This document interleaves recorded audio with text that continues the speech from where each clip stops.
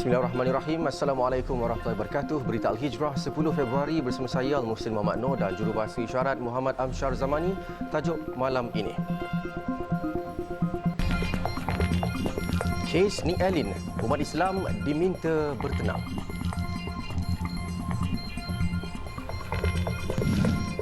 Juga kampung Cina diiktiraf tapak UNESCO.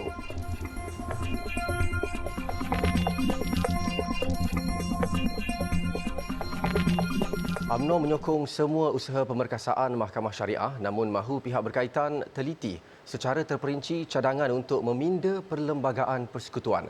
Timbalan Presidennya Datuk Seri Muhammad Hassan berkata pihaknya tidak mahu isu pertindihan Undang-Undang Negeri dan Persekutuan berulang kerana ia akan mencemar sistem kehakiman atau perundangan syariah itu sendiri. Apa yang baik untuk agama, apa yang baik untuk negara, UMNO akan terus menyokong dan juga Menteri Undang-Undang dan juga pihak-pihak yang berkaitan untuk melihat sama ada keperluan ataupun tidak, ya, supaya ianya tidak lagi berulang, kan, kerana ini akan mencemarkan sendiri sistem kehakiman ataupun perundangan syariah itu sendiri. Padahal keputusan semalam dia tidak ada langsung berkaitan untuk kita memperkecilkan ataupun Mahkamah Persekutuan memperkecilkan kuasa ataupun status mahkamah.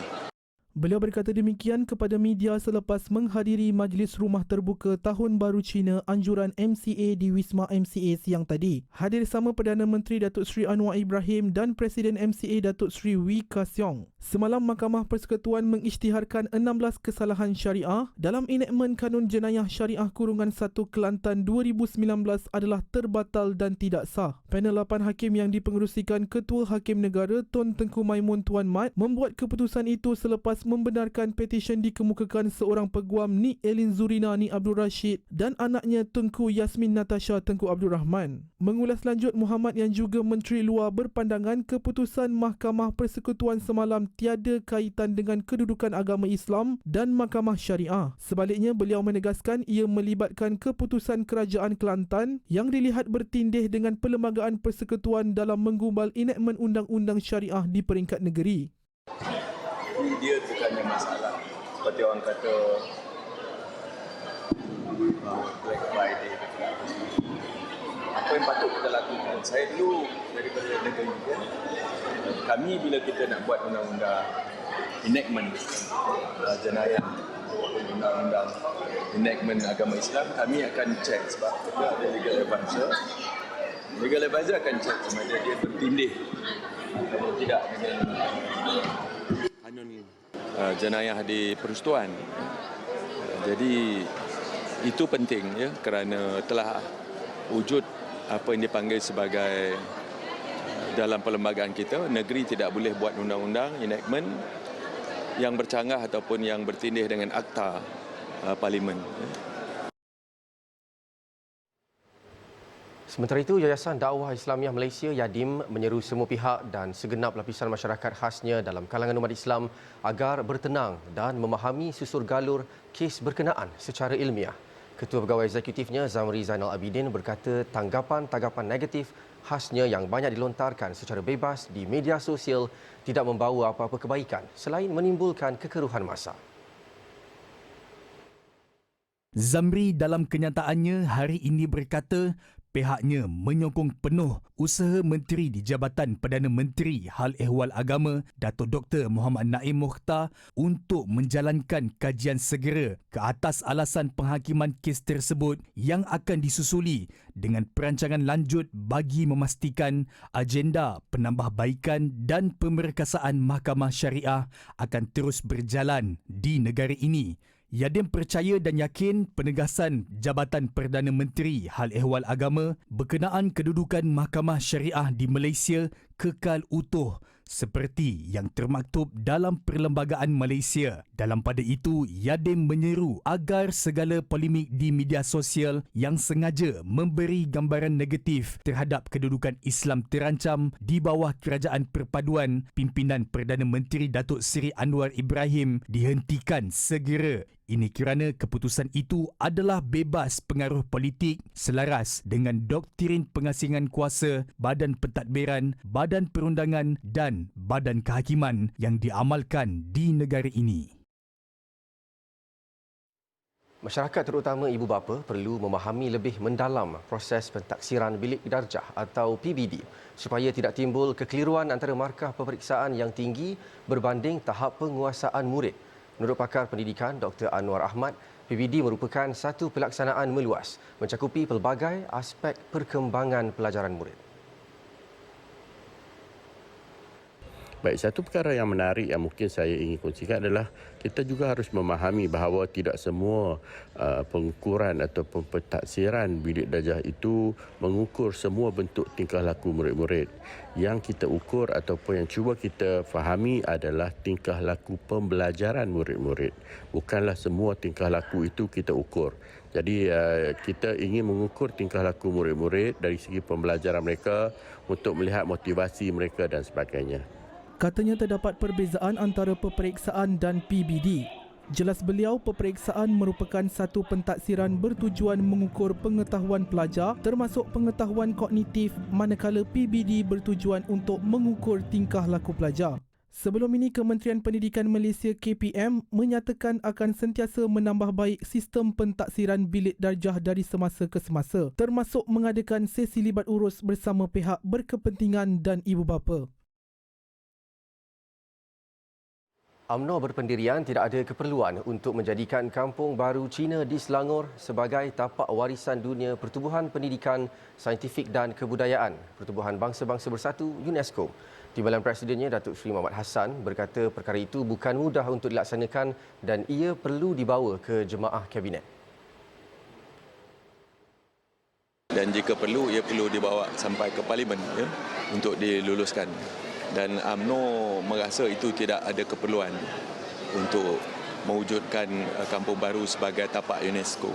Sebelum ini, Ahli Parlimen Teluk Intan, Nga Koming, dilaporkan berkata cadangan mencalonkan Kampung Baru Cina di Selangor sebagai tapak UNESCO adalah bagi mengiktiraf kepentingan budaya dan sejarah perkampungan itu yang diasaskan sejak 76 tahun lalu. Bagaimanapun, ia mengundang kritikan pelbagai pihak yang mendakwa cadangan berkenaan boleh menimbulkan ketidakharmonian kaum di negara ini. Sementara itu, UMNO dalam kenyataannya semalam menolak sekeras-kerasnya cadangan tersebut dengan Setiausaha Agungnya Datuk Ashraf Wajdi Dusuki menegaskan ia bertentangan dengan Perlembagaan Persekutuan yang mengiktiraf hanya Bumiputera sebagai penduduk asal dengan hak keistimewaan tertentu.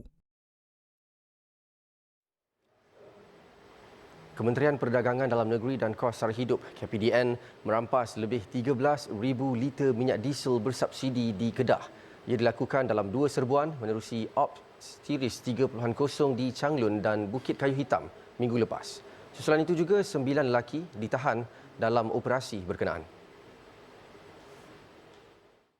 Menurut Ketua Pengarah Penguatkuasa KPDN, Datuk Azman Adam, hasil maklumat awal yang diperolehi modus operandi sindiket ini adalah mengisi minyak diesel daripada beberapa buah stesen minyak di sekitar Changlun dan Bukit Kayu Hitam dengan menggunakan lori yang telah diubah suai sebelum dibawa ke lokasi serbuan yang merupakan stor haram sebagai tempat untuk menyimpan dan memindahkan minyak diesel sebelum dijual di pasaran gelap. Hasil pemeriksaan lanjut ke atas keseluruhan premis di kedua-dua lokasi itu, pasukan serbuan telah menemukan minyak diesel dengan kuantiti keseluruhan berjumlah 13,300 liter serta beberapa peralatan lain yang digunakan untuk kegiatan penyelewengan minyak diesel. Sebuah lori, beberapa buah tangki jenis Intermediate Bulk Containers IBC yang berisi minyak diesel, pam bermotor, paip penyambung, minyak diesel, beberapa dokumen berkaitan serta peralatan-peralatan lain yang ditemui di lokasi serbuan telah disita bagi tujuan siasatan lanjut. Nilai keseluruhan rampasan dianggarkan berjumlah RM75,745. 9 lelaki warga tempatan yang mengaku sebagai pekerja di kedua-dua premis terbabit telah ditahan bagi membantu siasatan. Manakala di Selangor, polis menumpaskan satu sindiket pengedaran dadah yang mengaburi pihak berkuasa dengan membungkus ganja berbentuk lemang. Dalam 3 serbuan sekitar Hulu Selangor itu, 4 lelaki termasuk seorang warga asing ditahan.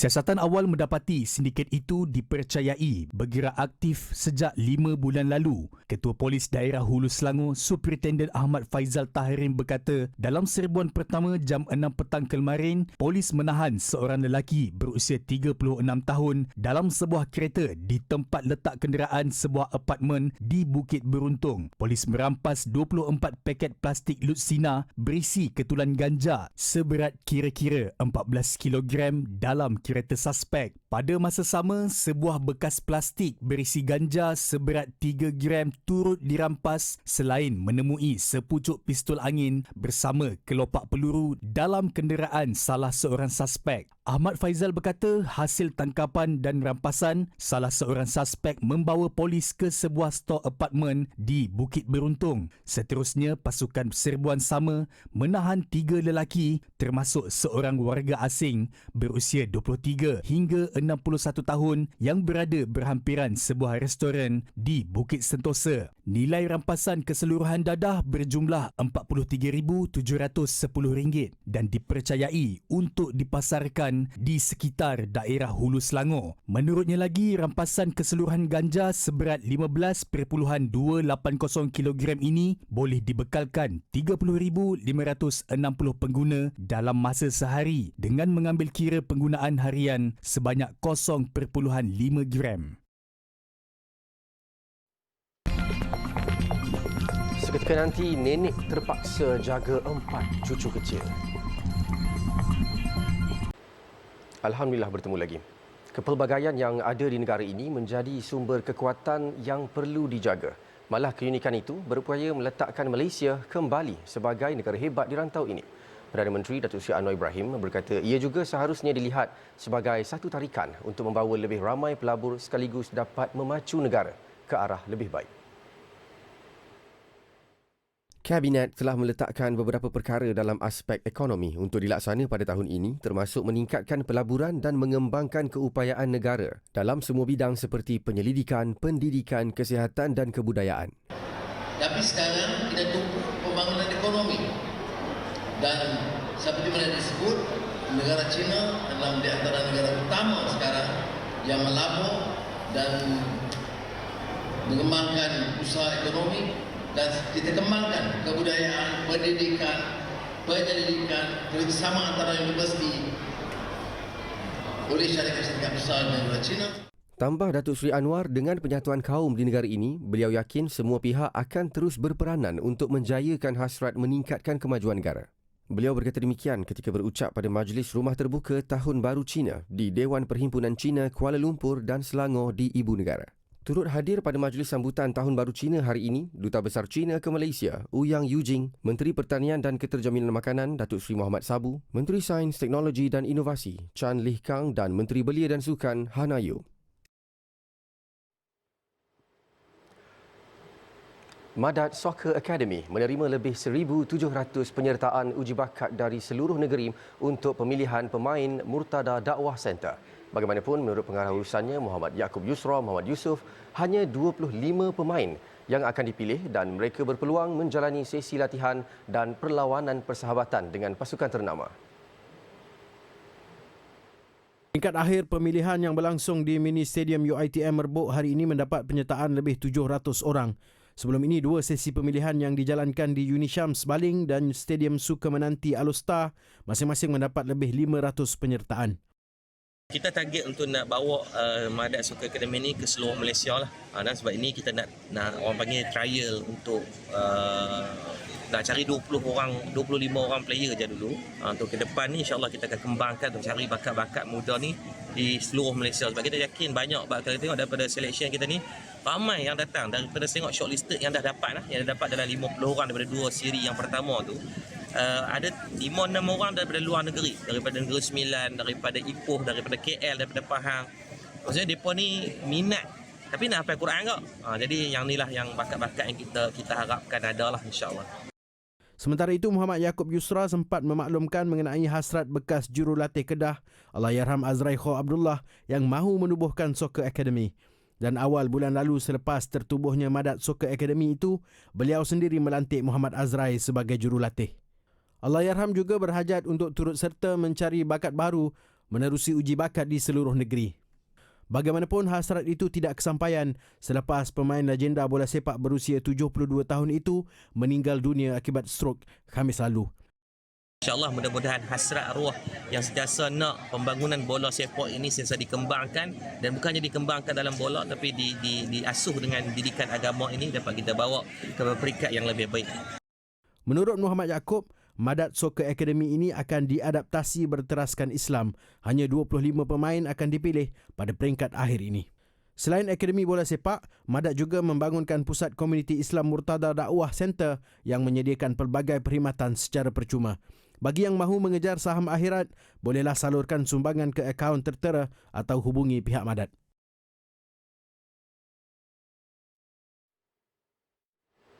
Pasaran extra virgin olive oil atau minyak zaitun dara tempatan dan antarabangsa berdepan isu keaslian apabila sesetengah pengusaha bertindak memalsukan maklumat yang terkandung dalam minyak keluaran mereka.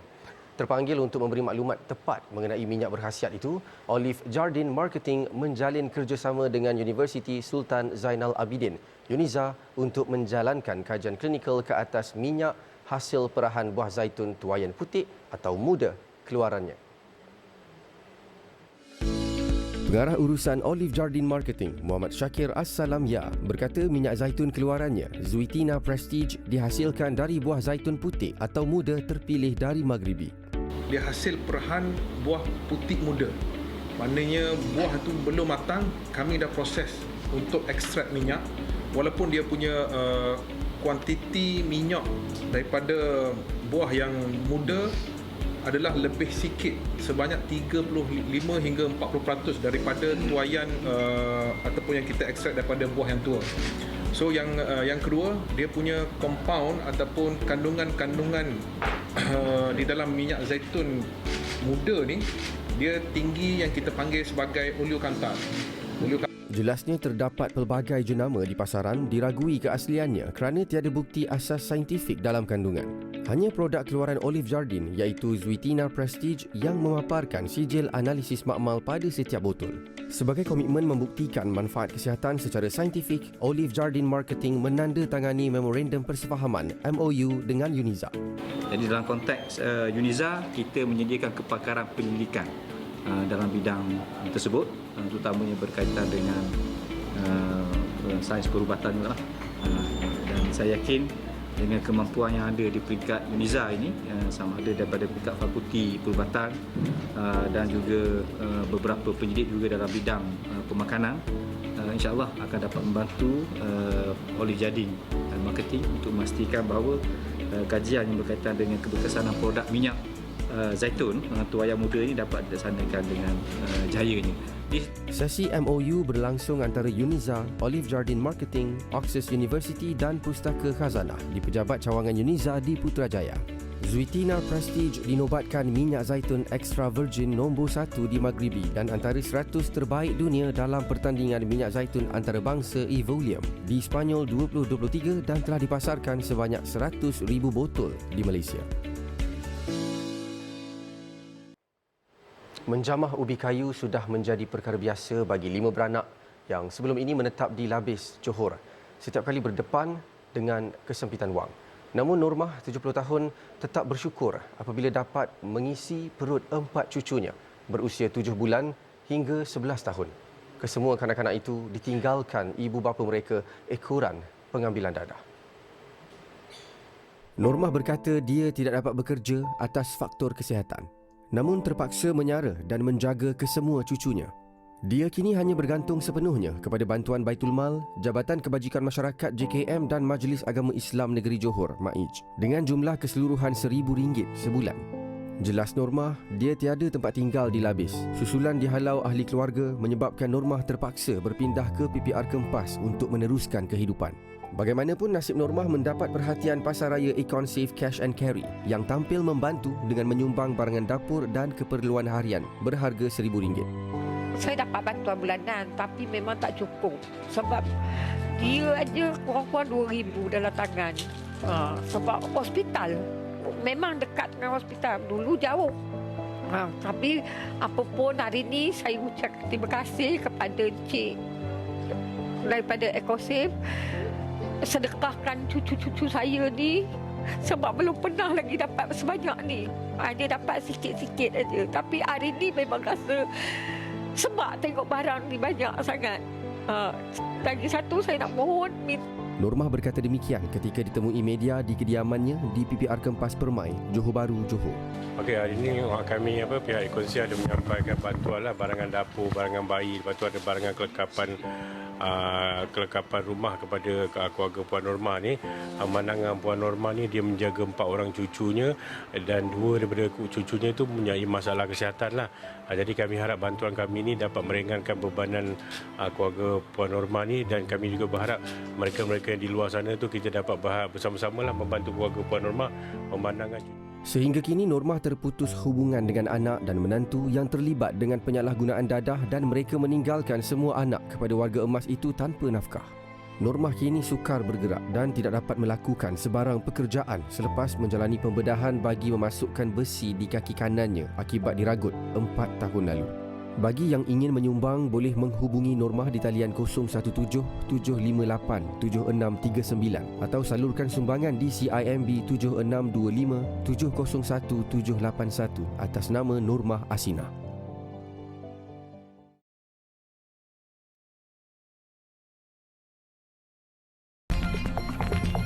Selepas ini, misteri kehilangan Hind Rajab terjawab.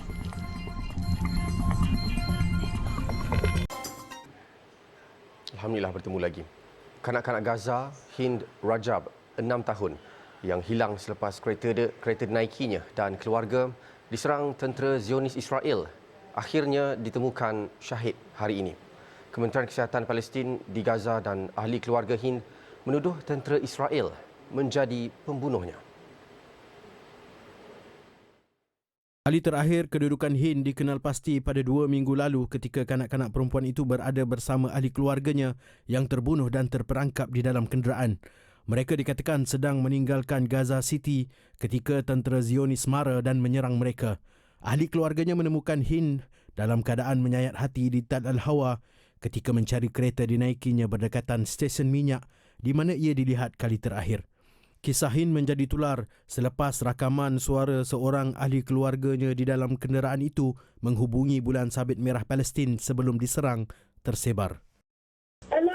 Hello, marhaba ammo. والله مش عم تدق علينا. الو مرحبا. ايوه تدق علينا.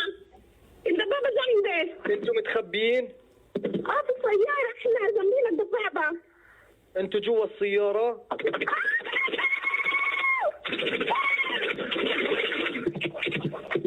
الو الو.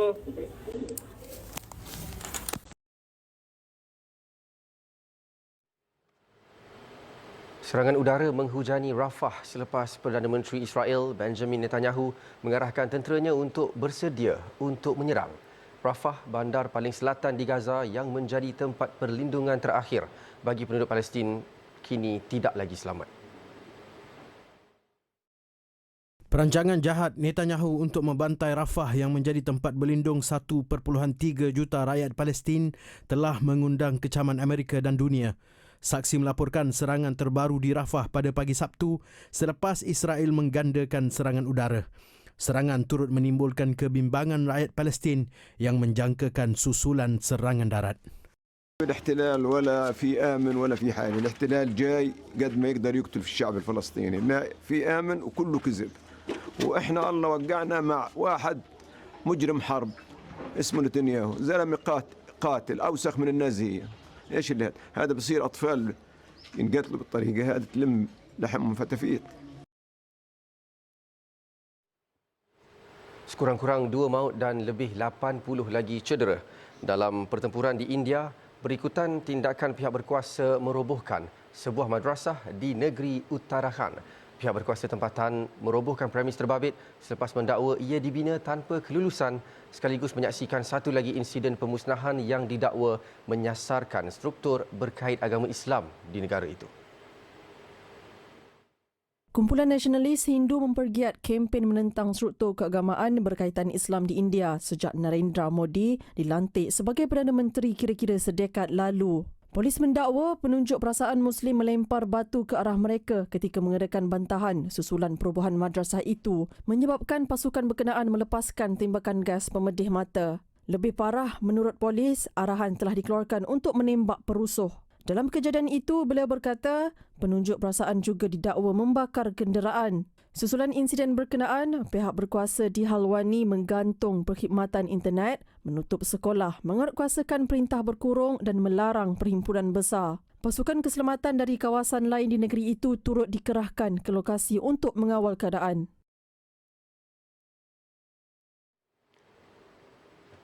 Laporan itu tadi menutup berita Al-Hijrah untuk malam ini. Saya Al-Muhsin Muhammad Noor dan jurubahasa isyarat Muhammad Amsyar Zamani. Satukan ummah dengan ilmu bagi memperkasa Malaysia Madani.